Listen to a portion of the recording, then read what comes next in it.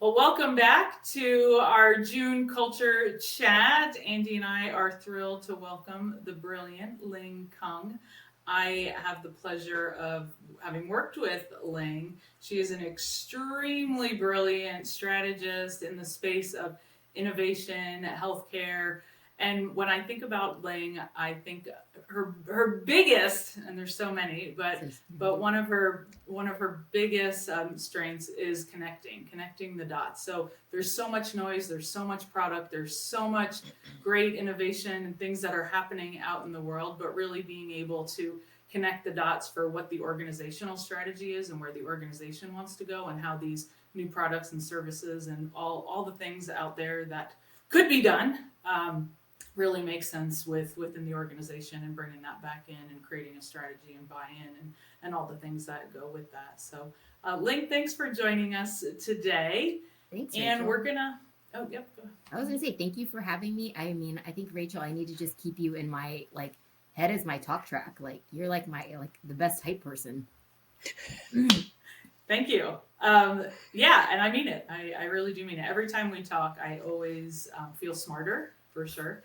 And you just give me so much wisdom and knowledge. So thanks for being here. Thanks for sharing your wisdom with our audience and continuing with us.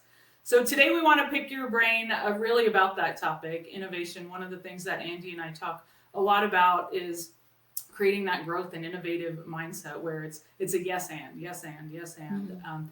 And when you're in a big organization, that can be challenging too, right? Because there's lots of constraints and lots of things. So give us your perspective. It's a pretty loaded question to start Yeah. with, but how do you keep that innovation and growth going with your team on all these new ideas? Yeah, I mean, I think one of the first things and the way I think about it is really defining innovation, right? And so, it's such a loaded term, and I'd mentioned before that innovation when every company is doing well, when the economy is good, a few years ago, everyone's like favorite word in every team and every organization was like something and innovation, right? Like whether it was like finance and innovation or like supply chain and innovation or marketing innovation, right? And so and also when times are hard, like everyone's least favorite word is innovation and everyone's like looking to scrub it and find a different word. And so for me, I really think about, and having been in this space both on the health plan side as well as in technology, that innovation is really about a mindset for like improvement, right? And it's really about, and everyone should be innovating, and it's really thinking about like the timeline with which you're innovating for. So whether you're doing process improvement and just trying to make something better to make it faster, a little bit easier for your customer, like that's still innovation, right? It's on a smaller scale. Or what my prior team was working on, which was really disruptive, right? Like innovation in the next 3 to 5 years. Like, where is technology going? How do we think about what that technology enables, right? Like, could we, instead of being a like improvement of like A to a faster B to a faster C, can we just go A to D, like, and forget B and C? Like, that's really what we were looking to do. And so I think really innovation's on a timeline, and everyone should be thinking about this, right? You should always be thinking about how you make someone's life easier, better, faster, like more seamless or whatnot. And so for my team, what I really try to cultivate, I think what goes hand in hand with innovation is like learning. And when I think about that, when I break it down, it's really like you want to not have a fear of failure, right? Like how Rachel and I used to live this, where there was like, oh, no, we want everyone to fail fast and fail forward, and I'm like, but do you, right? Like, what is that culture of like really creating an opportunity to say like everything is permissible, right? Like every idea is good. And I think as a leader, modeling some of that means you want to take on the harebrained ideas, and you also want like feedback. So like learning and feedback to me, I think, are the two most critical pieces of innovation. So like what I tell my team when it comes to feedback is really like everyone individually is smart, right? You're here because you're smart. But no one will get it perfect the first time. And so what we need to do is to iterate to 100. I always say like we iterate to 100, right? Like, I feel like I'm a fairly competent person, but I'm not going to cover all the bases myself. So I will bring together like a group of my leadership team, or I'll bring together and then our larger team to say, hey, like here's what I'm thinking, here's how I thought about it, and here's where, like I think I might be like a little off. And so I want feedback. And so modeling that I think is really, really critical. And then the second thing is, and so we do that with like ideas, with like processes. I'll say, hey, we're going to try this out for a quarter. We're going to talk about it in a quarter. And then I have to like put it on my calendar to talk about it. Otherwise, I forget. And then we're going to see like how it's going and what's good and what's not. But that iteration cycle and constant feedback, I think, is really critical. The second thing is like I think in promoting an innovation culture is like, as I said, like not having a fear of failure and saying like, well, this didn't work, right? And so like, and I think it's like individual because so many people have like PTSD from prior roles. And I do too. And also like, and I think there's also an opportunity to say, um, how do we take what we've thought we failed in and what that hypothesis was? That doesn't make you a bad person or you a failure. It's just that that idea didn't work. So how do we like flip it, right? What did we learn? And then how do we take that learning and apply it to the future, right? Like failure is a tool to be able to get it right the next time. Oh, I love that. That's Right? the soundtrack right there. Yeah. Failure is another tool. Yeah. I love that. And the reality is, especially really in any space, but in the disruptive space, if you're not just going to rinse and repeat what you've seen other people do, you're going to be in an unknown space. Mhm. You're going to be in a space where you're like, don't know if this is going to work. That's the Yeah, whole you're like, point. this is my and do it fast so that way you can figure it out. Like one of my favorite quotes is Jeff Bezos always says, he said that he was like, the size of your risk should be commensurate with the size of your organization, right? Like you need to swing big. And he had some huge misses, like That's Amazon Fire Phone, right? But he had some huge wins too, like AWS, right? And so I think that like you don't innovate if you don't take that risk. And so that's a whole other story, but yeah. But you are so there's a couple things in there. I think you're so on point because if you're truly trying to be an innovator, then you're not rinse and repeat. You're not just doing what other people have done, so you don't know the landscape. I think secondly, and this is the question to you, is in a time of economic challenges, in a time of we didn't hit sales targets, in a time of this thing that is so like money focused, how do you create space and help mostly finance guys, but how do you create space to say we've got to some of this we've got to think about innovatively so we're not in this constant cycle. So how do you create that space and encourage an organization to create that space for innovation? It's like, I mean, that is like the $1 billion question, right? Like that is like, I mean, so loaded. If I could do that, I could write a book and retire. Take a class and retire. What I found to be helpful in the organization is really thinking of things like there's like a bimodal approach, right? And so there is like the iterative, like let me show you what I can help you with on this small timeline, because everyone is thinking like in times of economic uncertainty, everyone's thinking of the now, right? Like I need to stem the leak, right? Like I don't have a good example for this, but like I can't think of a good analogy, but like, I can't build you a yacht and also fix your rowboat at the same time. So I'm going to help you make your rowboat like tenable and like it work, but we really need to be focusing on like the yacht a little bit. Right. And so I think that shift comes with having and finding the right like leaders and executives. So there's a few executives in KP who like get that, and it's thinking about how do you deliver something quickly so that way you can have the trust and have the and have kind of like that credibility to work on the longer, right? And so like I think the other thing, so that's one thing, and I think the other thing that's hard, and I don't think that I for sure have not nailed this yet, but what I want to try is being able to say, how do you actually break down that innovation, just like that disruptive innovation in 3 to 5 years? Like you still need a path for it, right? So how do you continue to show progress in those milestones, right? So I think one area that we do well is really a lot of like qualitative research, but I think the opportunity is really how you merge the qualitative research, the quantitative research, and also really the like team mindset, right? To be able to like create like a team of like what you want is like a team of strong generalists that can like flex and say, okay, like how am I continually showing progress to this outcome that I'm looking to drive?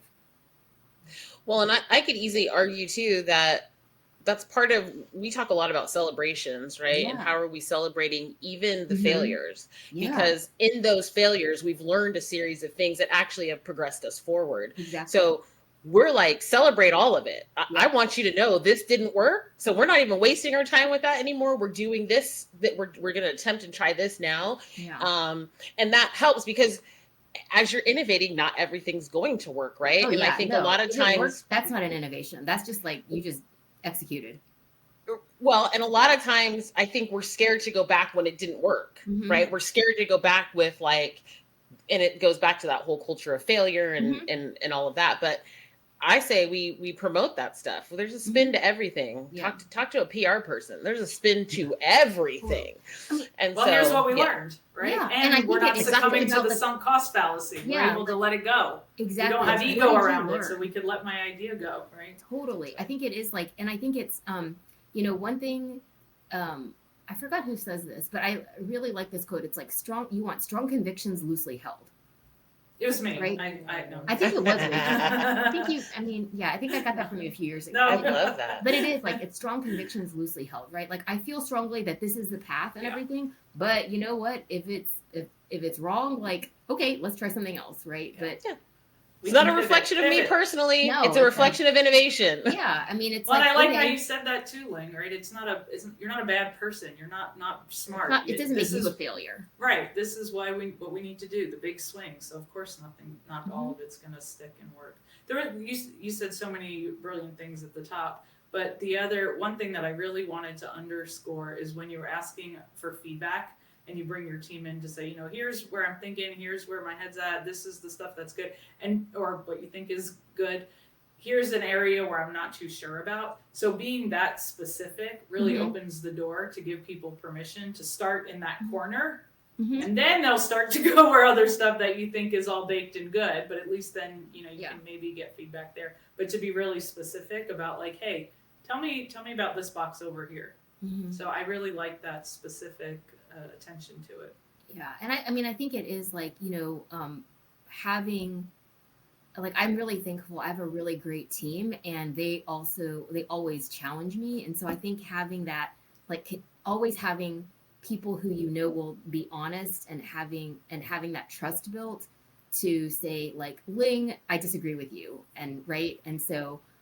You know, I mean, there's sometimes I definitely wish, because like I have like young kids at home too. I'm like, I wish some people would just do what I say, but I realize that like the greater good and the Yeah. greater what makes a better product, a better process, a better solution is like that group think, because the different experiences that your team has are really, that's your secret sauce. Yeah, the diversity in Yeah. thought is where it all happens, where the magic. Yes, much better Yeah. said. Yeah.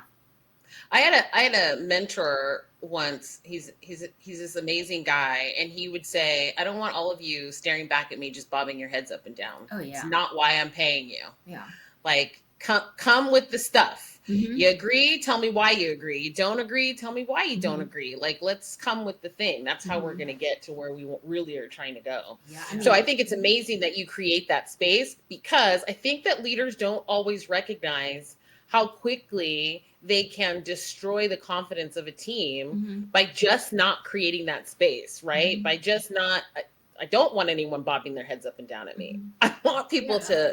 to challenge me. Absolutely. I mean, I think you Just not my children. Yeah, yeah, definitely. Yeah, yeah, definitely not my children. I'm like, I got to turn that off when I'm like, you know, playing with my mom hat and stuff. But I think part of it is also, you know, I've had really great leaders in the past and really not great leaders, and so part of it is also like, what would I want as like a team member, right? What would allow me as an individual to flourish and to do my best work, and it's being able to like be heard, right? And so that's like what I want for my team. Like I want them to feel like they can give their best, that they have an opinion, and that they have a voice, right? Because it's like at like a management level, you're not like the one doing the work, and so like they should like the team should have the broader say.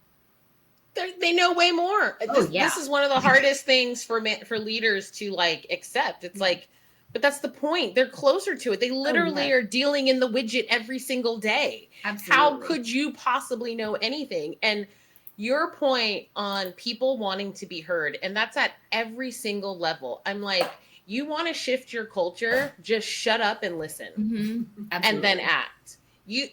It is, you don't have to pay big consultants. You should pay us, Yeah. but you don't have to pay big consultants. You don't, just shut up and listen. The team that's at the front is going to tell you exactly everything that they need, that they Hmm. want you to do. I remember I worked with a group in New York, and we used to go, and they had all kinds of union issues and stuff going on, and it was like, we're just going to go listen. And we went and we listened, and they brought us ideas, and some ideas we absolutely knew wouldn't work, absolutely knew they would never work. But you know what, it wasn't going to be too high risk, it wasn't going to injure patients, it wasn't going to do much Right. damage. It's like, we're going to try it, we're going to try it simply because we want you to know that that's how important your feedback is. and Totally. and we want you to see, and we'll learn from whatever we learn, whatever we learn from it, we learn from it. Hmm. Most companies are far too frightened to take that risk, Hmm. but by doing those You earn small little credibility with your efforts, team. Yeah. oh my gosh, those people are now, they don't have union issues. Those teams are like ready to work. You don't have to ask people about shifting schedules. They're now working together. You completely change the dynamic of everything you're trying to do for very little money, by the Hmm. way.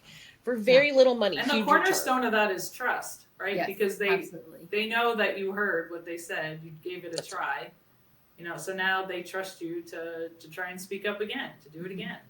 That's right. Trust is the that's it. Yeah, Absolutely. 100%. Yeah, Andy, what you bring up reminds me of like we're in my organization, we're focused right now a lot around like product operating model from like Silicon Valley Product Group. And one of the things I really like about it is that it's exactly that. It's really focused on like, you have teams and people that are trusted to solve problems.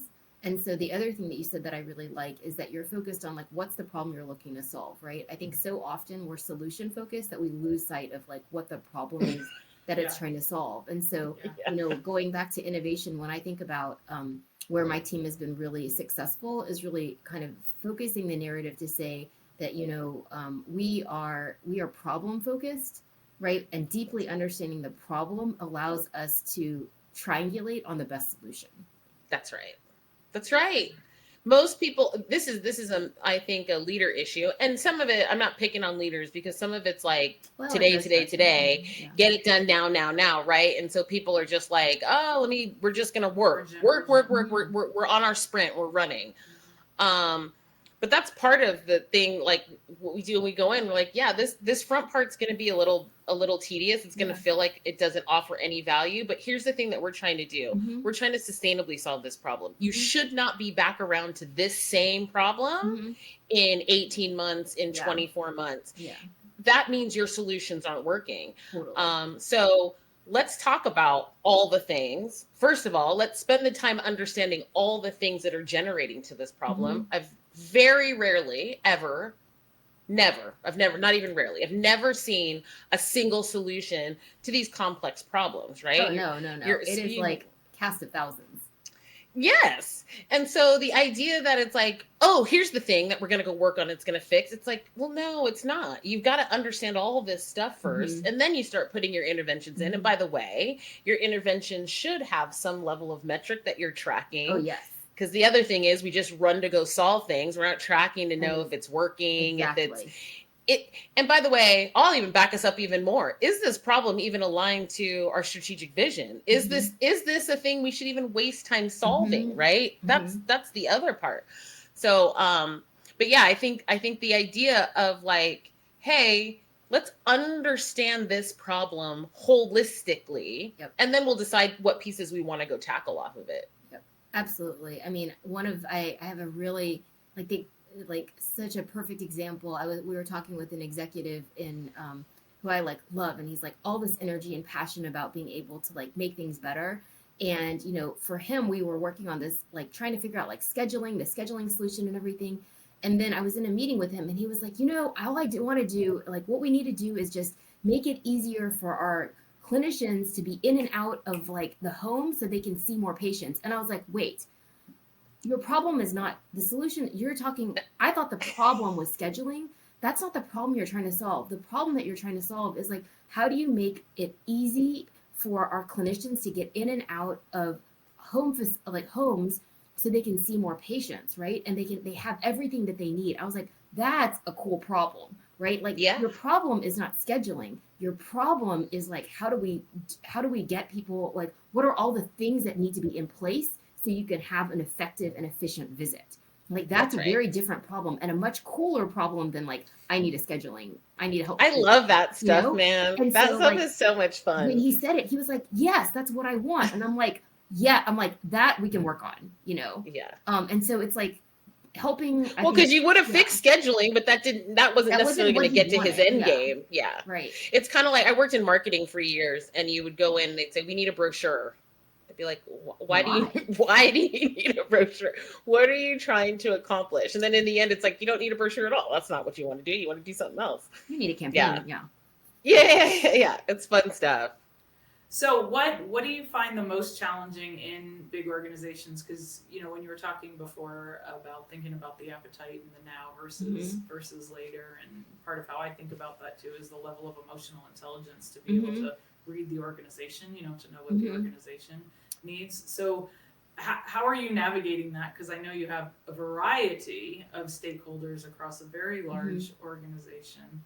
So what do you do there? Yeah, I think a lot. So I would say that the two things that are probably the most challenging are one, clearly, and Rachel, this will resonate with you, like the politics, right?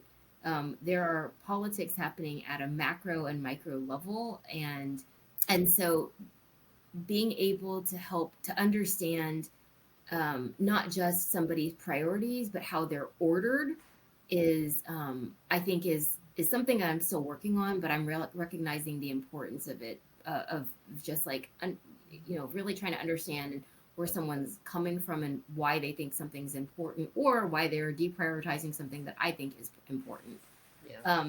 I think the second thing is um, the risk tolerance. So our ability, and especially in when you want to do something that's more innovative, when we're looking at like new care plans and pathways, when we're looking at trying to be disruptive, when we're even looking at like how do we automate certain things, the risk tolerance of people to um, shift into a new way of working or a something new is like, I think that, and that change managed behind that risk is like hard, like that is what probably stresses me out more than the work. Yeah, there are two things that I like how you broke that up. The first bit is the key to influence is knowing what's in it for the other person, right? What else do they care? What's on their priorities? Why should they even care, bother to talk to you? How does this align to their goals? And I think in large organizations, although we like to pretend like, yes, it's top down and we're all aligned and we're not really. So when you see stuff like that, what do you do? How do you navigate when somebody else's priorities are where they're going? And I don't think it's just instinctively like you have pen to paper and know what the goals are. Like that's really often left field, or they conflict with what you're doing and what you see, your organization doing. Yeah, so I will say, like, I was on maternity leave recently and I watched a lot of masterclass. And so what you speak to is like a little bit of Michael Voss, who's like, an FBI negotiator and now teaches classes. And so I will quote him poorly. But like one thing that he says is like, you need to help really someone understand what's in it for them and to get them on your side. And so I think a lot of it is like spending time with somebody to understand like how are they viewing things and how do you help them see on, even if it's a lower priority, how this supports their work and supports their goals. I think that's really, when I think about what I do every day, a lot of it is like helping to understand um, alignment, both in terms of organizational priority and then also across like markets, right? Like, everyone, I like what I say is often like we always have, everyone has the same priorities and goals. It's just the ordering of them that's different, right? And so how do you, even if people aren't ordered the same, how do you help them find like that through line that's of why this is like worth sponsoring, worth working on, worth investing in? I think along the same lines of this is like communication in general, right? Mhm. And oftentimes you're speaking to leaders and it's like we have to think about what we're trying to accomplish. Like what is the end state we're trying to get to? And what is the ways in which I can help you, Ling, understand this end state? So I Mhm. can't communicate to you in the way that works for me. Mhm. I've got Absolutely. to figure out what are the things that work for you. Right. And I think this is where a lot of things end up breaking down, whether at work or whether in personal lives or whatever, is we keep communicating in the way we want, right? Like, Yes. I'm a direct person. Be direct, be direct. I'll just say it Well, more. Say it louder. Say it Oh my more gosh. and I'm frequently. like, but some people don't want direct. Some people you got to tap dance and do Oh, a little yeah. thing with and whatever. And people, a lot of people will be obstinate. I don't want to do that. This is how I am. And it's like, okay, well, enjoy life, never getting through anywhere or getting what you want. Yes. Truly, you won't. You have to be able to connect with other people. And that means you have to, well, the whole emotional intelligence thing, right? Mhm. You have to engage. You have to be your own self-awareness. You Mhm. have to be perceptive of body language, all the stuff, right? And we sort of run from all that and just sort of, I think a lot of people bull in a china shop it, right? Yep. And then they wonder why nothing's working. Yeah. Andy, you'd also be a really great marriage therapist. Like you and Rachel could also do like a side hustle in marriage therapy, I'm pretty sure. So like, cause like that is like probably the crux of every one of my girlfriends' marriages, and mine is like, how do you communicate more effectively? So I am like, I need to remember this one. 100%. Yeah, 100%. It's not a diminishment of your style of communication. It ultimately is, Right. what are you trying to get accomplished? Exactly. If you want to take the hard road, feel free, but there is an easier road, and that means Right. meeting someone where they're at, Yeah. not necessarily where you're at. Absolutely. I think the other thing that's really interesting is like incentives, right? So it's like the prioritization and like how someone's incented, and understanding yeah. that piece of it is really important, because like, Mm. so my boss always talks about like output versus outcome, and I love it, right? So because I'm like, and I will tell him sometimes, I'm like, I have like a lot of output, but I'm really not sure how it's driving to an outcome. Yes. And so I think that part, right? And so there are people who are literally just incented on output, and you're like, Yeah. Yes. well, it's that's the not. It's an problem with epidemic. most It's an It's the epidemic. problem with most organizations. Yeah. I've done audits to say, okay, like list out all the work that you're doing. Mhm. Okay, link that back to What a is goal. yeah, like what is the And result it's from it? like you might as well have put, like, you could see the brain exploding Mhm. emoji happening over their head, Yeah. because it's not. It is. Rachel and I talk about this all the time. The fact that we have glamorized a busy calendar Mhm. Yeah. is creating all this havoc. Yeah. The reality is, and oof, the setup of Hit a nerve. Yeah. the setup of the 9-hour workday. So now I'm just trying to be busy for 9 Yeah. hours or 12 hours, so people think I'm busy. It's messing up the idea that, great, you have a busy organization. Tell me how much you're hitting your goals. Yep. Tell me if Mhm. you're accomplishing the things that you want to accomplish. And Mhm. most of them aren't, Mhm. because it's output. And so, Exactly. see, look at all the shiny stuff I created, and it means nothing at the end of the day. Absolutely. not that yours means nothing, No, but the general kind it of depends on the philosophy day how I is feel about it. Yeah. But yeah, I mean, like Rachel had a really good post on LinkedIn, and I love that it linked kind of like trust, right? Like trust is like, I don't care when you work. Like if you have my trust, I don't care when you work. I don't care how you work. I don't care where you work. If you're on a beach somewhere, I'm jealous, But something that I would have changed it was like, I think that person that you quoted, Rachel, was like, oh, it's all about your output. And I'm like, no, it's all about your Outcome. outcomes, Yeah. right? Like what you're Yeah. driving to. And so I think that's the Let's piece go back and change that. of like retrain. I know I was gonna comment there for on your LinkedIn, Yeah. but I think that's Please, always that's comment. that's the piece that like we have to retrain ourselves for, is that like That's right. like what are the outcomes that I'm driving to? Even on our goals, it's about like output, right? It's Yeah. not like We outcome. have to And be able because to measure. yeah, and them, how and we and need outcome the widgets. is it's also like shared. Like I have a really great partner in a different part of the organization, and she was like, we need to do our goals together, because she was like, I work on inpatient, you're working your world starts in discharge planning. There is like, we need to do shared goals. And I'm like, you're Yeah. right, because we need a shared outcome that we both want the same thing. So and it's going to take more of us than just me or my team as great as they are, or her and her team, to drive that outcome. I love this. This is utilization management, to call it, I don't know, outpatient labs or something, right? They have a goal that they have to get as many labs in as they can, right? Because they've got to hit a financial number. And utilization review has a goal of, we've got to reduce the amount of things that we're doing. And it's like, they're literally conflicting goals in the same organization. And that was probably not the best example, but they're conflicting goals in the same organization. And you're wondering why there's a constant rub. Yeah. You have to think about you have to think about these things in terms of, we want to save money here, as an example. How are we going to do that? Well, don't give them a goal of using more if the goal is to save money. Right. You've got to have those things linked. And most of the time they're not. We talk about this all the time. You would understand this completely in process improvement, right? Here's the value stream. Have you improved and created this really great process that works for your team, and completely destroyed everything for the person upstream or downstream? None of these things connect enough, right? Sorry, go ahead. No, absolutely. Like I was just thinking, like when you were talking, there's this we've been doing a lot of reading in my team and in the organization right now, as we think about what change, as we continually like change.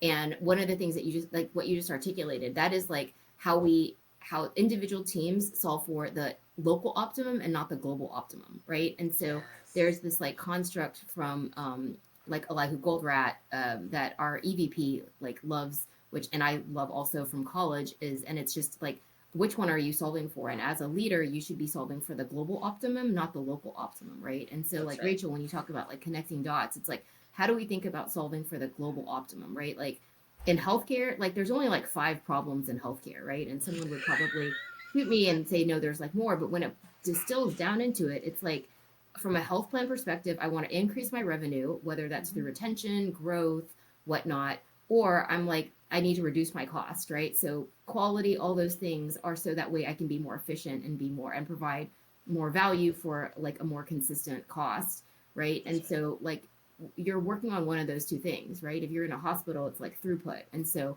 that's right. Like I had an aha that I was like, oh my gosh, this discharge thing, this is all about throughput. I need to think about it differently, right? And so it was like, that's why we were like, we need to have partnered goals and outcomes that we're driving to, because like you're like, if I'm not working on throughput and you are, like, I'm going to stop you from hitting your goal. That's right. It's not even important. I actually worked on a project, this is years ago. I worked on a discharge project. And in the end, when you looked at the value stream, it was like, oh, pharmacy is the thing holding up the process. They're not getting, and then it was like, hey, pharmacy leader, help us. And that pharmacy leader was like, this ain't one of my goals. I'm not even I don't even have time to help you. And it's like, yes, but the organization as a whole is trying to reduce whatever it was with the day over, the 12 p.m., whatever that thing. It was like the whole, this is critical to the whole entire organization. And because the pharmacy person's goals were not even linked to that at all, they were like, I'm not even going to look at this, which meant the organization wasn't hitting its goals. So like, it'd be nice if we did our like optimum goals and our outcome. Like, it's not about a goal. It's about like, what is the outcome that you're trying to drive to? And I think we're starting to move there. I think it is hard. I think this is one thing that like tech and like the big tech world does well, or does better, right? Maybe not well, but better. Yes. Awesome. Yeah. So Ling, healthcare's trying to get there. They're trying to get there. Yeah. I mean, but that's part of Ling and her team. Yeah, that's innovation, right? Is also like, how do we think about ways that we can disruptively improve like our patient experience, our clinician experience, our own like work life experience. And so next time we're gonna I think that's it right there. I was gonna ask you what gets you up in the morning, but I think you just nailed it. That's the line. Well, and next time we got to talk change management, right? Because it's such a huge piece in this whole, just what you just said. Like, we have to be disruptive, to improve. We're not going to get out of doing something different. And I think that's a lot of the resistance that we see in organizations. Yeah, there's a lot of comfort, right? And so it's like, how do you how are you Change is more hard. comfortable with discomfort? Yeah. That's right. And so, That's right. and like, although I'm like living into ambiguity, I'm like, yes, that's like literally been, I think everybody's life post Stomach COVID, so churning. everyone should be a little bit better at it. Yeah, Yeah, for sure. 100%. And it's constant. It's the Mhm. one thing that's constant. It's the Change one is thing, yeah. constant. Nothing. No What is that saying? Nothing ambiguity. constantly change. Yeah, Yeah. exactly. But the piece, I know we have to go, but the piece on ambiguity, it's like get comfortable with that stomach churn. Mhm. That like, oh God, I don't know We what's don't going to know. happen. Be okay with that, because you'll actually release yourself, Mhm. and the ideas will start flowing in, making it far less ambiguous. Yeah. You spend more time being afraid of it than actually solving for it. And I would say, like, you know, the other thing I think is it's important as leaders to understand that if you want your people to be in that constant state of like understanding ambiguity, right, that there's an inherent stress with that. So how and where are you alleviating stress, right? That's If you, because, you know, there's like, I used to see on my team, like there's COVID, there's like life stress, and then there's work stress. And as each one of those has increased, you need to figure out a way to like help support and manage so people can like function. That's right. We in the ambiguity, we don't ever want to say it's okay if you're just stressed. We want to understand that there is this ambiguity, and here's the support system to work you through that. Yeah, so that your level 4 stress becomes a level 2 stress. Exactly. Yeah, beautiful. Awesome. Well, thank you so much for joining us. We hope you'll come back and chat, maybe about change management, maybe about something else. But always a pleasure to learn and hear from you. Thank you for Thank you all for having me. Yeah. Super fun. Man, the time really flies. I know. It always does. But we have it. We can do it again. So. I know, it's so fun.